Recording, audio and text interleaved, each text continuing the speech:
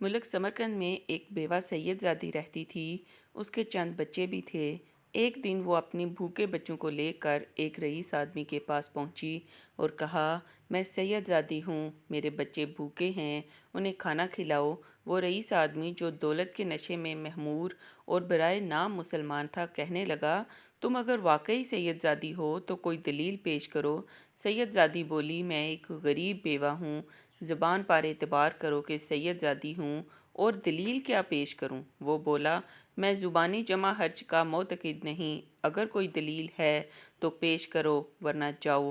وہ سید زادی اپنے بچوں کو لے کر واپس چلی آئی اور ایک مجوسی رئیس کے پاس پہنچی اور اپنا قصہ بیان کیا۔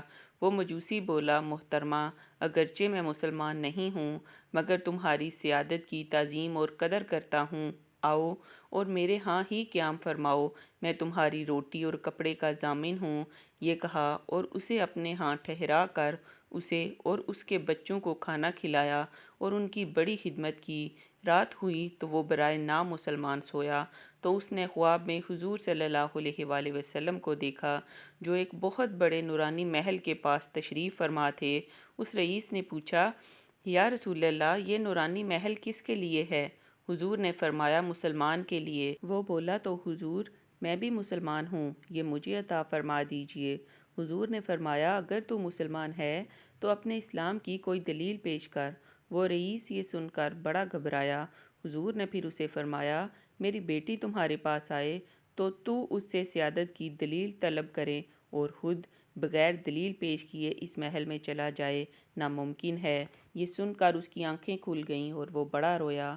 پھر اس سید زادی کی تلاش میں نکلا تو اسے پتہ چلا کہ وہ فلاں مجوسی کے گھر قیام پذیر ہے۔ چنانچہ اس مجوسی کے پاس پہنچا اور اسے کہا کہ 1000 روپیہ لے لو اور وہ سید زادی میرے سپرد کر دو۔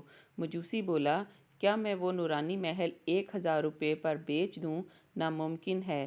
سن لو، حضور جو تمہیں خواب میں مل کر اس محل سے دور کر گئے ہیں، وہ مجھے بھی خواب میں مل کر اور کلمہ پڑھا کر اس محل میں داخل فرما گئے ہیں۔